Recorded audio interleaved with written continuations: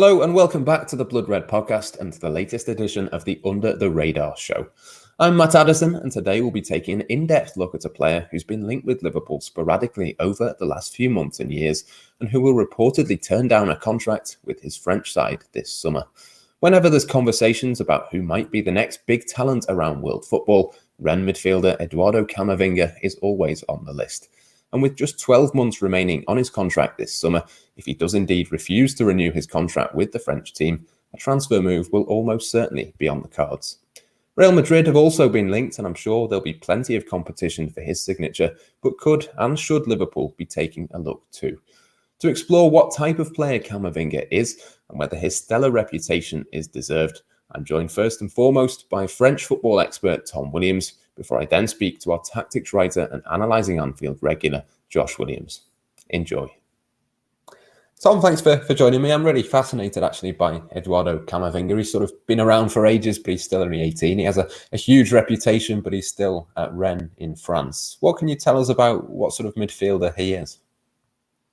He's a very versatile midfielder, and I think this is one of the things that really leapt out about him right from the beginning, was that he was comfortable playing in a variety of central midfield roles. When he first came into the Rennes team at the back end of the 2018-19 season, he'd play as a number 6 in a 4-3-3, so sort of sitting in front of the back four and orchestrating the team's play. And I think that was what was really remarkable about the fact that he was getting into the team at the age of only 16 and playing in such a crucial position.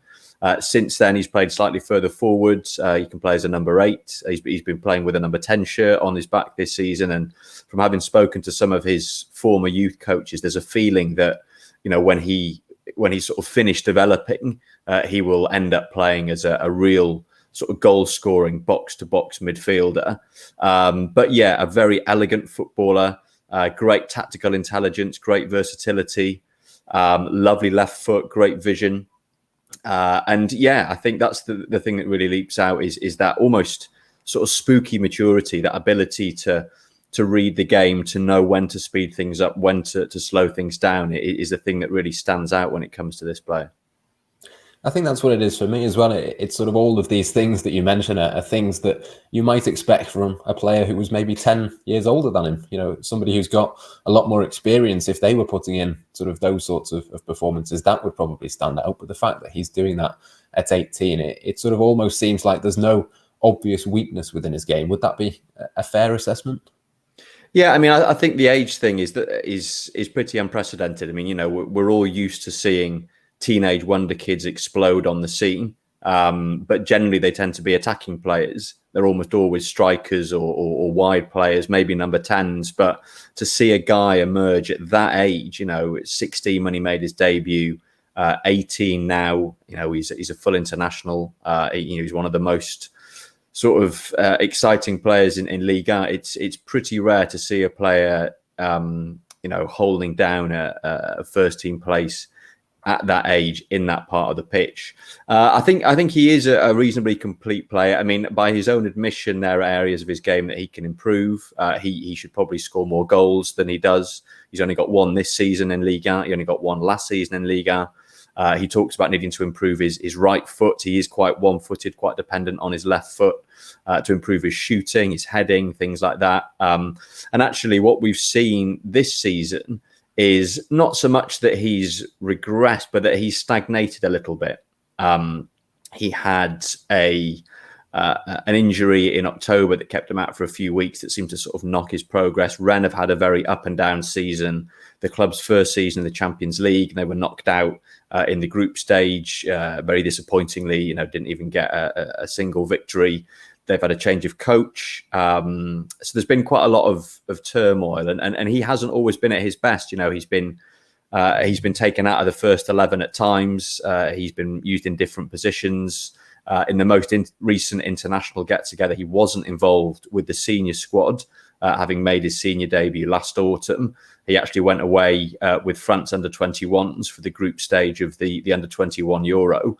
And even there, he ended up losing his place in the team, started the first game, which France lost, and then found himself on the bench for the second and third game. So there's a feeling in France that, yes, this is a phenomenally talented young player with huge potential, who seems destined to play for one of the biggest clubs in European football. But I think what we've seen from him over the last sort of 6-7 months suggests that there is still a need for patience. This is still a player who's finding his feet. His trajectory has not been entirely linear. There have been setbacks this season. So, yeah, for all the understandable excitement there is about his qualities as a player and his potential, there is a need for patience as well, I think.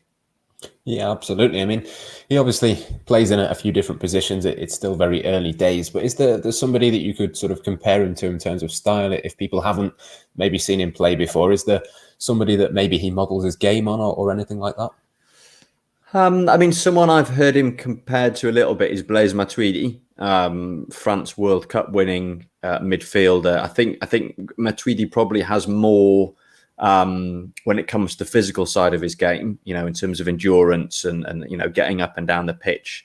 Camavinga's a slightly more refined player, and yeah, it's hard to think of anyone who you can compare him to, because he has emerged at such a young age. He is so versatile, and he combines this great elegance with the fact that he's prepared to do the dirty work, that his positioning is so good. So yeah, I mean, Matuidi is one, I guess, because he's left-footed fellow Frenchman. They play in similar areas of the pitch and similar kind of engine. But yeah, there aren't too many players who he reminds you of, just because it is so unusual to see a player at that age playing in that position and who has so much under his belt at such a young age already. We've seen a fair few players sort of that very sort of late teens, that sort of early age of their career move on. Obviously, Jude Bellingham is one that's moved to Borussia Dortmund and started to impress in the Champions League. It's almost becoming a bit of a trend, isn't it, that sort of thing? I mean, Camavinga's not 19 until October, but does it sort of feel like he's maybe ready to make that next step? I know you said he'd sort of stagnated this season. Do you think maybe a move could be the thing that unlocks the next level of his progression, perhaps? I'm not sure that it necessarily would be. I think what he needs at the moment is game time. He's under contract at Rennes until the summer of 2022. And when he has been asked about his future in the last few months, he said that if he ends up staying at Rennes, he'd be quite happy with that. He's been at the club his whole career. He's got his family close by. He knows the club. And I think because he has experienced a few difficulties this season, it might make sense for him to stay at Rennes for at least another season, get another full season under his belt, and then maybe look to make a move. I mean, we know there's going to be interest. I think Rennes are sort of steeling themselves for bids at the end of this season.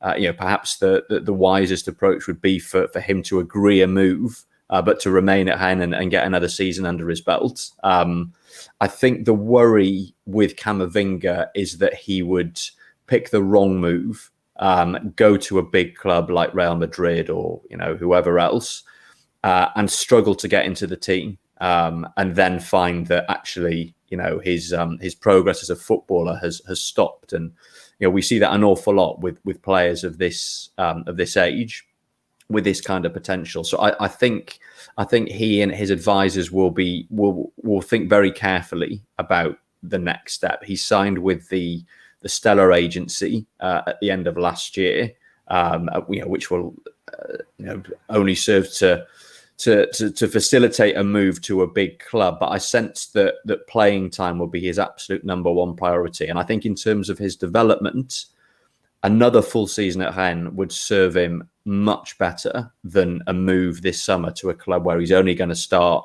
one game in every 2 or one game in every 3. Because, as I said before, he is a young player who is still learning the ropes.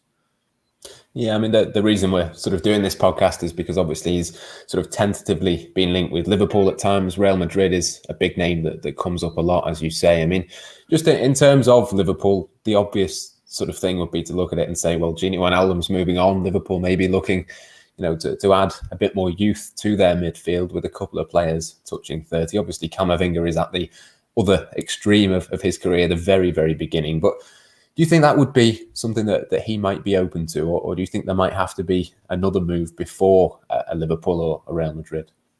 I mean, you can see the appeal as a potential replacement for Gini Wijnaldum in that, that they're two players with roughly similar skill sets, left-footed central midfielders. You like to get up and down, technically very accomplished.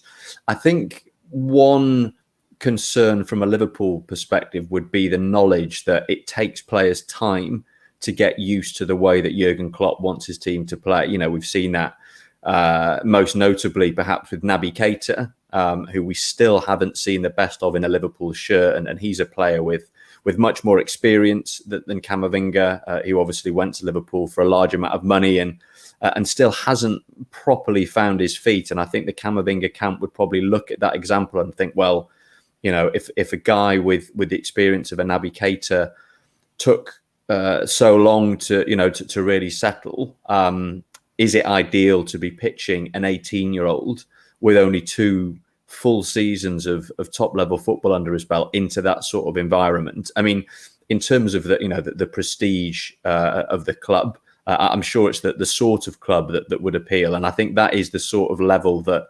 Camavinga can legitimately aim for. He's been linked with Real Madrid almost since the day that he made his first team debut for Rennes, and all the other big European clubs seem to be following him. And I suspect that is the sort of club that we'll be looking at. But again, I just think it comes back to this need to find somewhere where he's going to be guaranteed as much playing time as possible, and given space to learn, space to make mistakes. And I think given the sort of high stakes that you get at clubs like Liverpool and Real Madrid, that does make it tricky predicting what would be the sort of ideal club for him to move to next. Just in terms of his style, do you think he'd be better suited to playing in England or Spain maybe? What's the sort of feeling in terms of sort of the characteristics of the individual himself as to where might suit him best? I could see him playing in England. I think he's got the physical qualities, the speed, both of thought and speed of foot as well. He's got the athleticism. As I said before, he's someone who reads the game very well. I'm not sure that there's any big European league that would suit him more than any other, I think, because he does have so many strings to his bow. Ligue is a pretty physical league. I think it's probably better preparation for English football than some other European leagues. So yeah, I could see him thriving in England. But again, I think that the bottom line has to be that wherever he goes, he needs to play regularly. He needs a coach that he can trust. He needs a system that's going to suit him. And given that he has had this quite delicate season so far, I think there will be caution when it comes to how Camavinga and the people around him proceed this summer when it comes to deciding which is the best club for him to continue his career at. You mentioned his agent, and that's Jonathan Barnett, who represents Gareth Bale, Jack Grealish, and plenty of others. Interestingly, Ibrahima Konate and Duje Kaletakar as well, who apparently have been sort of interest to Liverpool. I mean, it's only a couple of weeks ago that Jonathan Barnett, I think, in an interview with The Athletic, was sort of talking about Camavinga as someone who could move to the Premier League. I mean, just from a cynical point of view, it almost seems like they're sort of gearing up for a move. He's only got 12 months left on his deal. He's coming out with sort of statements like that. Is there a kind of feeling that he's expected to move on at some point sometime soon? Because just from the outside, it sort of seems like it's all being geared up that way, as I say. Yeah, I mean, you don't sign with an agency like Stella if you want to stay at the club you're at for the next 5 or 6 years and, sort of pursue a nice, gentle career path. He has signed with Stella because at some point in the near future, he wants to move to one of the biggest clubs in European football. He will leave Rennes at some point, but in the next 18 months, absolutely, definitely. I wouldn't say that he's too big for the club, but with his potential and with his age, the fact that he's already a full international, that would be a natural progression. I think that the complicating factors are that when he first emerged, sort of back end of the 2018-19 season and the early months of the season that followed, people were very quickly talking about figures of 60, 70, 80 million euros, and at the time that felt like an entirely logical sort of fee to attach to a player of that sort of ability at that sort of age. Obviously now with COVID, that changes things quite significantly. Plus he is coming to the end of this slightly underwhelming season, where he hasn't really kicked on, where there is this feeling that, okay, we need to be careful here.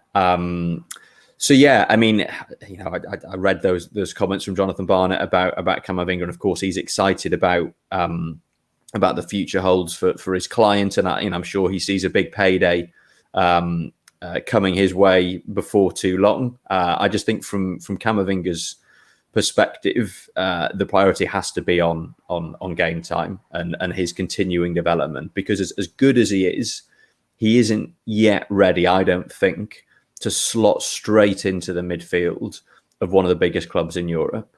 So, either he needs to spend another season at Rennes, either needs to go out on loan somewhere where he's going to be able to play a lot.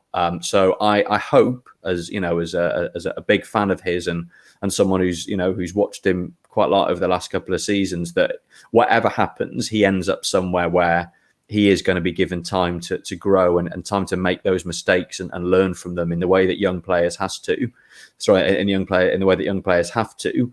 and doesn't go somewhere where he's just going to sit on the bench and lose that ability to develop into the absolutely world-beating footballer he looks like he has the ability to become.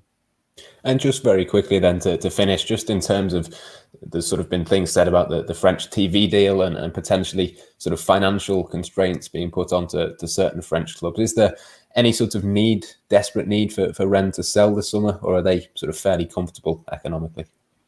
I mean, Rennes have always been pretty comfortable, given that they're owned by the Pinot family. So they have independently wealthy backers. They're not one of these clubs who are dependent on selling large numbers of players every summer as part of their business model.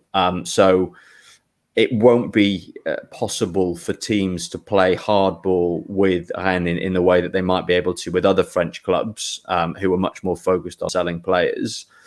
At the same time, I'm sure that the Rennes directors will have a price tag in mind for Camavinga, and if a team is able to come in and meet that, I suspect that a transfer will be able to be concluded without too much difficulty. So yeah, there's no sense that that I need to bundle him out of the door as quickly as possible so that they can cash in. They've had quite an interesting sort of 2 or 3 years. Rennes had their first qualification for the Champions League. They bought a few players last summer to prepare for that, and then they've had this slightly underwhelming season. They're not in contention for Champions League qualification this season.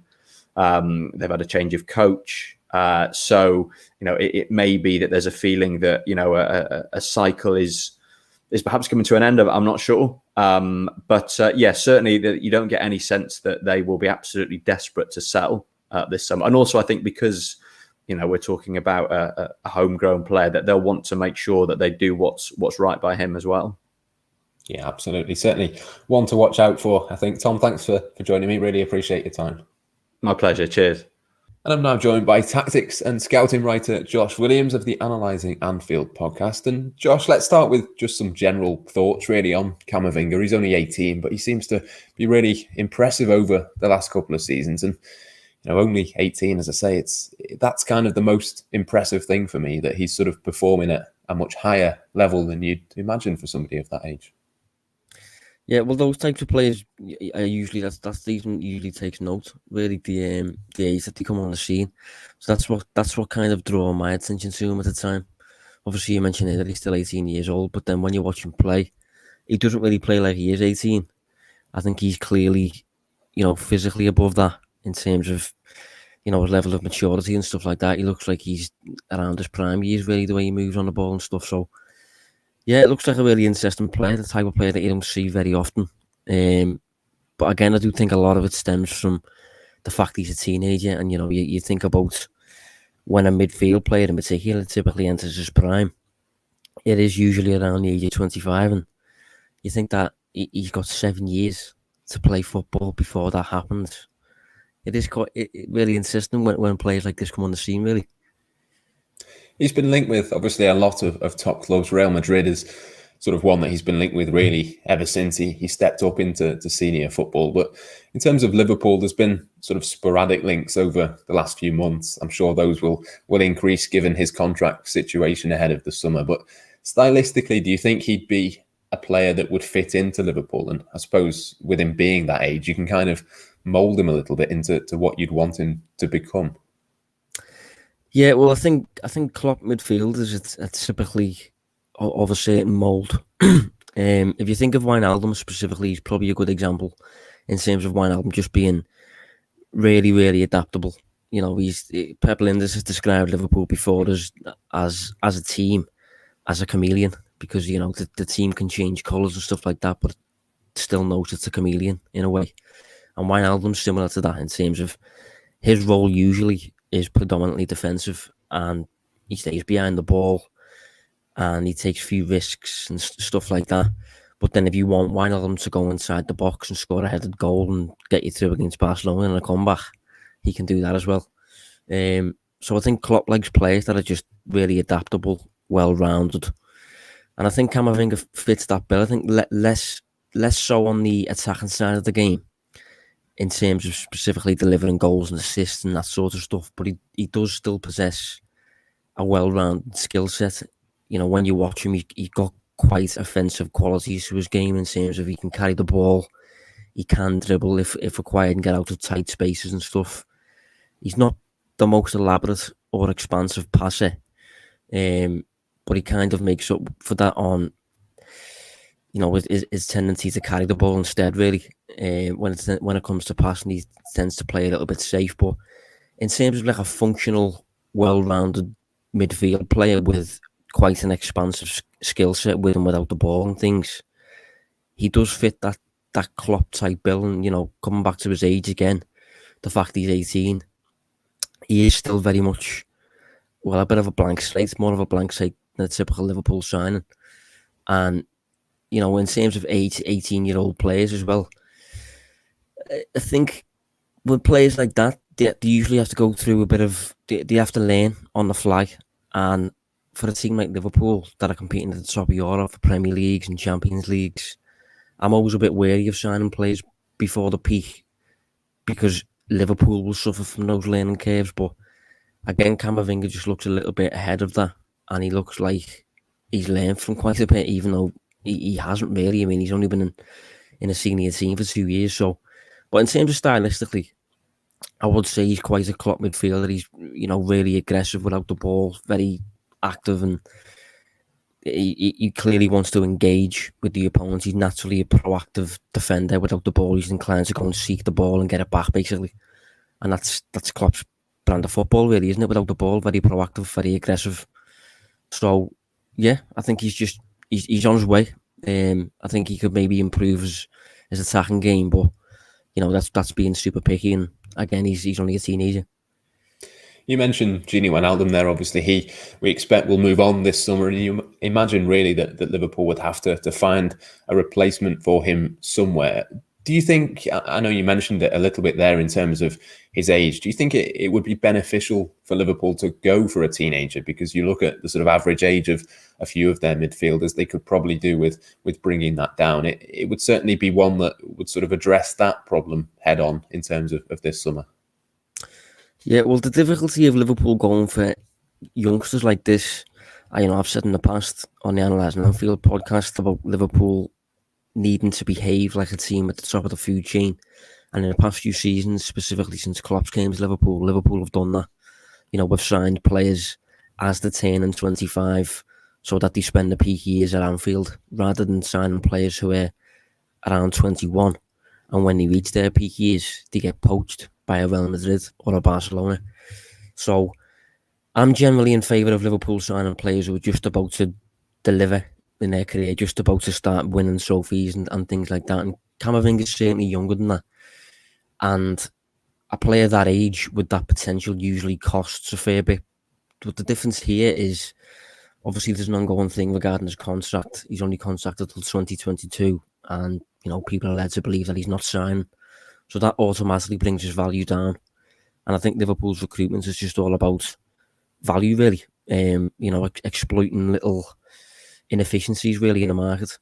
And if you've got an 18-year-old player there with a very high ceiling, but with a limited contract, if he's definitely not signing, his club will certainly want to get rid of him this summer, because otherwise next summer he pretty much leaves for free. So that's the kind of thing Liverpool tend to exploit. And if that can happen and you can get him for less than his true worth,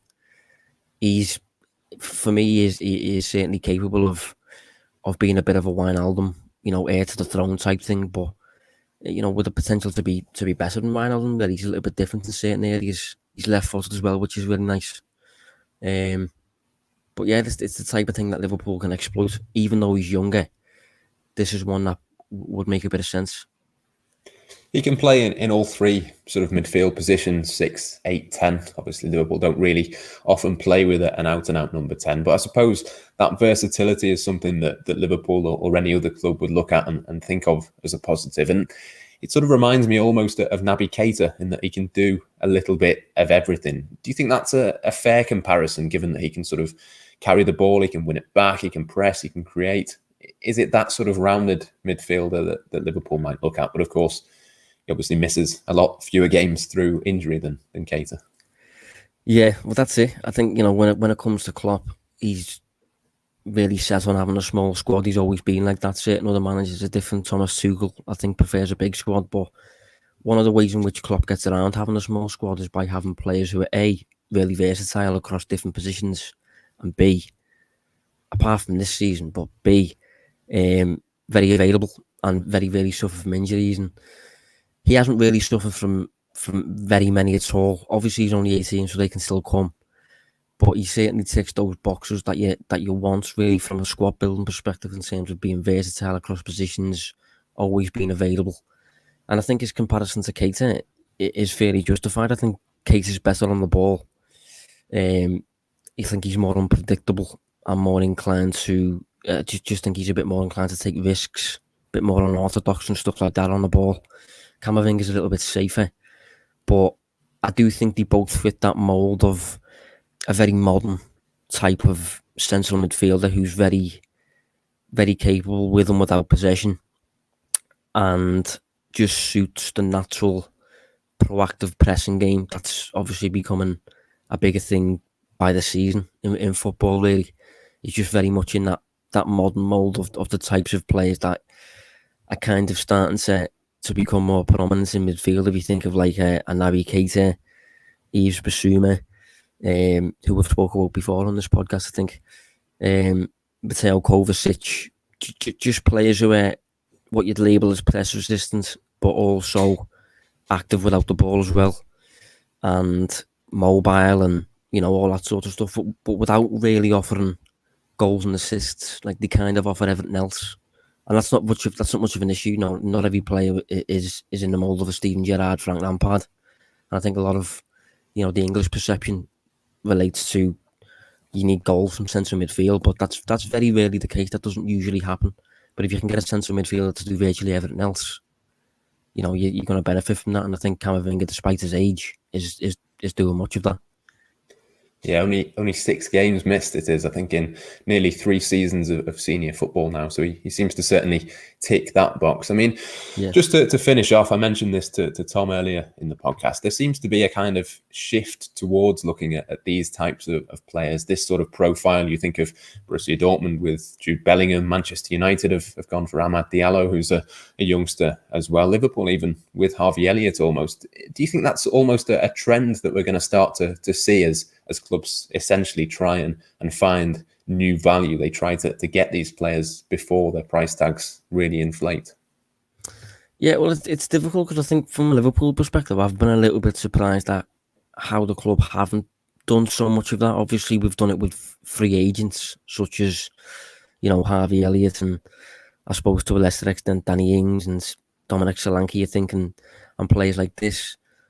But if you think of real top teenage talents, the likes of Jadon Sancho, who interestingly I think did leave on a free or for a very small fee right at the end of his contract from Manchester City.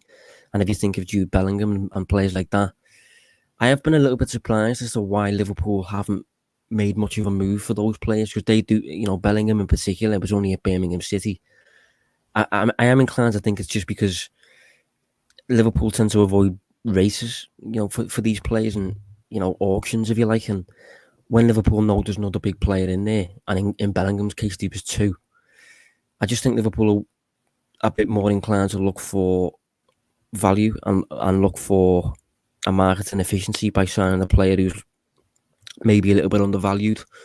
But despite my desire to see Liverpool sign players who are in the prime, just approaching the prime, I would like to see Liverpool, in my opinion, exploiting the market by signing players who are going to be doing it for the next decade. And I think Camavinga's one, Bellingham's one, Diallo looks like a sensible sign. Although I will say that, Bellingham and Diallo both did cost a lot for teenage prospects. And I think when it comes to Liverpool, this is probably a key point that I'm going to make. I do think FSG in particular were really stung by, in particular, the Andy Carroll deal, because it was a last minute thing. It was rushed. It was it was almost forced upon them, and they found a solution in Andy Carroll, and it turned out to bite them. Really, it wasn't really a good solution. They overpaid considerably, and I think it's interesting that since then, really, Liverpool have only signed players that have got, that Liverpool have been able to really minimise the risk for, and specifically me looking at like data and things like that behind a player. Obviously, the younger a player is, the less data you've got on them, so the less sure you can be that this player is going to make it. And I think Liverpool, specifically since Carroll, have been really inclined to only sign players that are almost guaranteed to be a success. And I think Camavinga looks like he's going to be. Bellingham again looked like he was going to be. Sancho, but you've just got less. You've got more stuff that can go wrong, I suppose, if you know less about the player and if he's only at the very start of his journey. Whereas if you sign a player who's around 25, you've obviously got a minimum of 5 years' work to go on, and Liverpool can then make a more informed decision, sort of thing. So.